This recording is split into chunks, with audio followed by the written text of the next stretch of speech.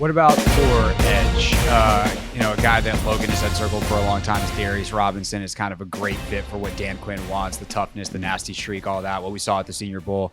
Obviously, a lot of folks have drawn the line between what Micah Parsons was in college, wearing the same jersey at Penn State as Chop Robinson, because they're both physical freaks that went to Penn State. Obviously, there's a lot of differences between the two. But are either of those players that maybe if you're Washington, you would consider back end of the first round for? Or do you think that those two guys could last till 36, and kind of where's your drop off on the edge guys? I think Robinson could get there. He's a unique player because he's 6'5", 285 pounds. He was a defensive tackle as an underclassman, and he thought about coming out last year. He would have been probably a 5th round pick if he came out last year, but he goes back to school and they move him to more of an edge role, and he blows up. 14 tackles for loss, 8.5 sacks. Kirby Smart's talking about how, hey, we just have to figure out how to block number 6, and then we're good. Darius Robinson was the guy on that Missouri defense that's standing out as, okay, if we stop him, we've got a chance.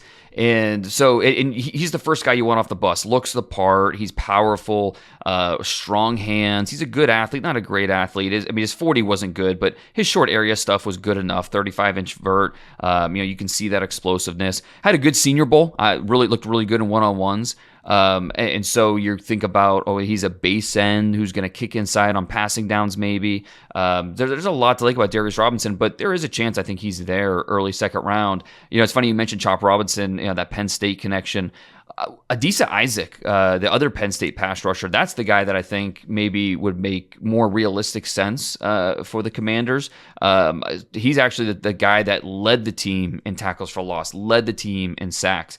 Team captain, there's a lot to like about him. A Brooklyn kid, he's good size, 6'4.5", 250 pounds, really good athlete, tested well. You see, I don't think the pass rush plan is as thought out as maybe you would like. And so, there are things that he needs in terms of his sequencing, in terms of setting up moves. There are some things that he needs to work out. But, man, the flashes are really exciting. And you think about, okay, if our coaches get our hands on this guy and really iron out some of those wrinkles, and, he could be a really solid disruptor for us off the edge. So Adisa Isaac from Penn State, that's the name that I think makes a ton of sense for the Commanders on day 2. What about a guy like Marshawn Nealon there from Western Michigan? I've enjoyed his preseason, his pre-draft process. I've enjoyed his film, like he just plays with his hair on fire. Do you think he's good value there at 36 or 40? I do, absolutely. I think he finished 32nd, I believe, on my board. That if he went in the first round, I wouldn't be shocked. Because every year we have 27, 28 guys that we know are going first round. And it's just that last 5 that we have to figure out. Yeah, and right. Sometimes we have surprises. And if we had a surprise this year, Marshawn Nealon might be one of those guys that could sneak in there. He plays the right position. Obviously, he's 6'3", 267 pounds, good sized player. And he, you mentioned some of the splash plays that he put on tape. You watch the Eastern Michigan tape, and you're just, okay, well, this guy's awesome. That was one of the best pass rushing tapes that I watched all year. Marshawn Nealon's a lot of fun. Probably more likely he goes in the second round. That's the best chance. And so I think, he should be right there in that mix to be off the board in the top 40 picks. Because again, I think this pass rusher position, it falls off. There are some good pass rushers this year. You think about Dallas Turner and Jared Verse and Liatu Latu, Chop Robinson. But after that, it really does fall off a little bit. And it's like tackle. If you don't get your guy early, you're probably not going to be happy with the guys that are left for you around later. So Marshawn Nealon, you take him top 40. I don't think anyone's looking at that and saying, oh, yeah, that's a reach. No, that's a good player you're adding to the mix. Well, quick question. So obviously it does fall off a little bit, but are there any guys later rounds at edge that you're like, man, this guy has some traits. This guy could get some stuff done. I think about Kamara from Colorado State, maybe in the third round there is some pass rush value. Is there anybody else that you're like, this is a guy that maybe, has like a situational role to start, but could develop into something more? Jonah Ellis from Utah. Look at that's you. The guy. Yeah, he's a good player, and obviously he's got the bloodlines. His dad, Luther, former first-round pick, played in the league for a decade. Jonah's been kind of out of sight, out of mind because he had the shoulder injury late in the year in November, and so no Senior Bowl. He was invited to he went to the Shrine Bowl, but wasn't able to participate. No combine. He had a very late pro day and he blew it up. He had a 6.69 three cone at 243 pounds. So that's the question: is okay, 6'2", 243 pounds, a little bit undersized. You worry about some of the stuff in the run game, but you project him with that burst, with that upfield motor. You project him as kind of that sub-package player who to start, and then hopefully over the course of the next 2 years, he's working himself into a starting role at that edge rusher position. I think the high-end, realistic high-end projection for him is maybe like an Alex Highsmith with the Steelers. But again, I think that's probably high-end. That's the most optimistic look at a guy like Jonah Ellis. But at the very least, he's going to be a productive sub-package role type of pass rusher. So yeah, he makes sense. More small school guy, Jalix Hunt from Houston Christian. 6'4", 250.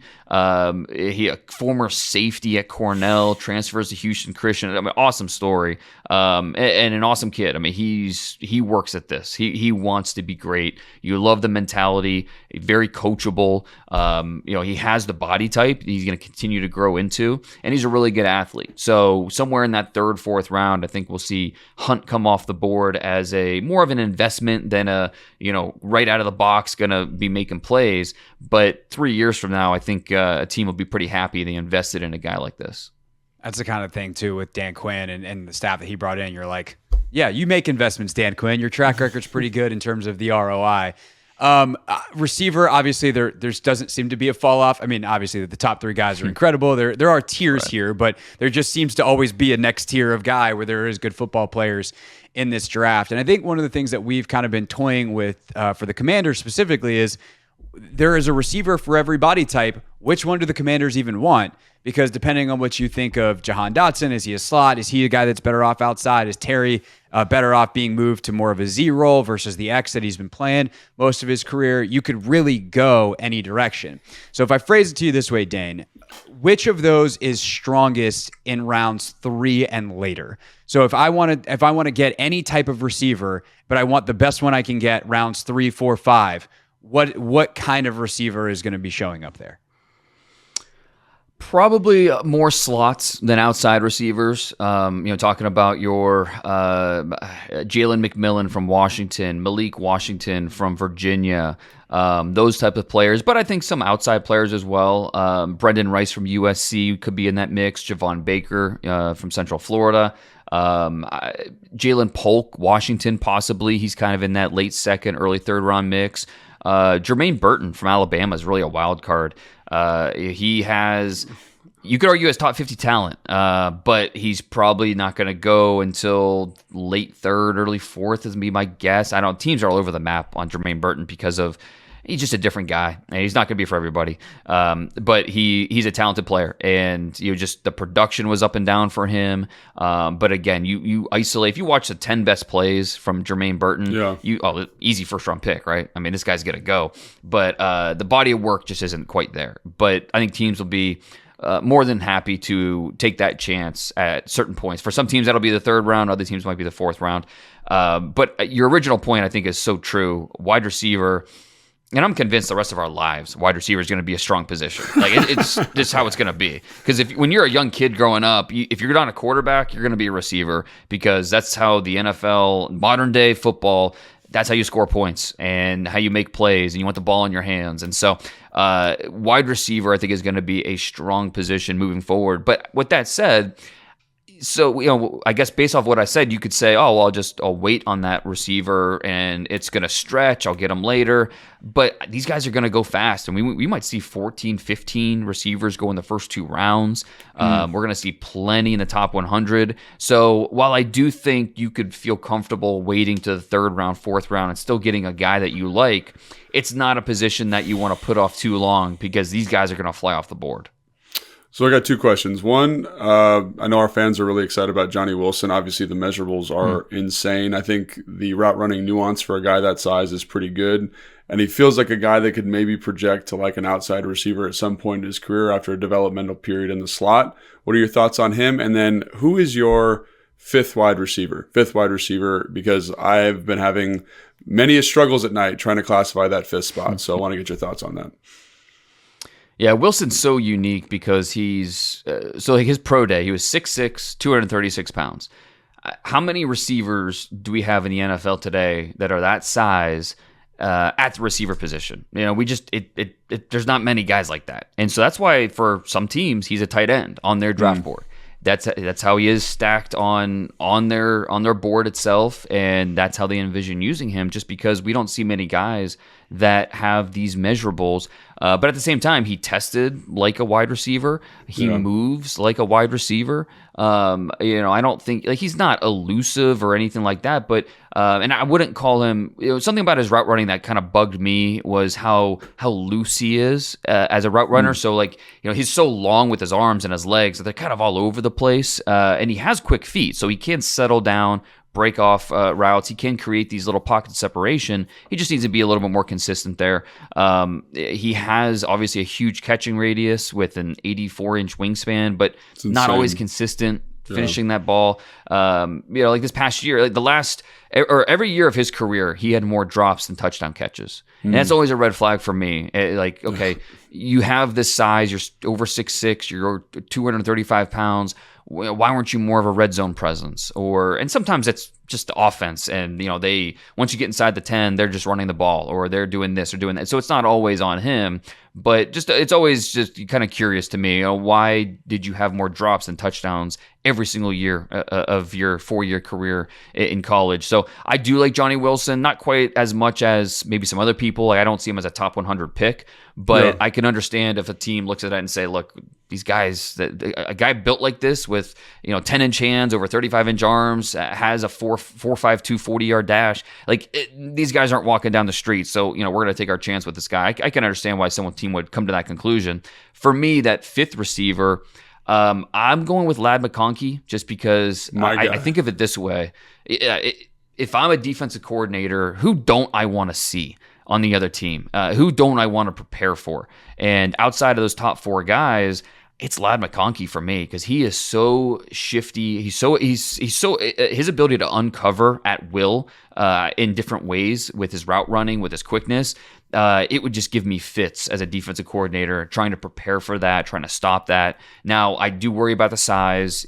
He's under 6 foot, under 185 pounds, missed a good chunk of this past season with a back injury and ankle injury. That's the biggest worry I have with him. So the doctors, the trainers, they come into play with this evaluation. If I'm in the war room with my team and we're presenting the player to the room, we're watching film, trainer's coming in and he's going through what's going on with him physically with his body, and we have to make a decision there. But if you told me he's going to average 15, 16 starts a year for me over the life of his rookie contract, I'd have no trouble taking Ladd McConkey in the first round and feeling really good about what he's going to bring to my offense. Feels like we just got started, Dan, and yet our time is up. This is the nature of this. There's just so many guys, so many positions, and especially with the Commanders having 6 picks in the top 100. There's so many guys to talk about. But luckily, we have the Beast that we can go read for much more information from you. We really appreciate your time again, and we'll be looking forward to what you and Robert and Nate and everybody at The Athletic is doing leading up to and through draft day. Thanks again for joining us here on Take Command. Hey, anytime. Thanks, guys. Thanks for watching this clip of Take Command, which has a brand new home. That's right. You can watch on YouTube at the Team 980. You can also listen to full episodes in the free Odyssey app, which is now enabled with Apple CarPlay. So we'll just, follow you around.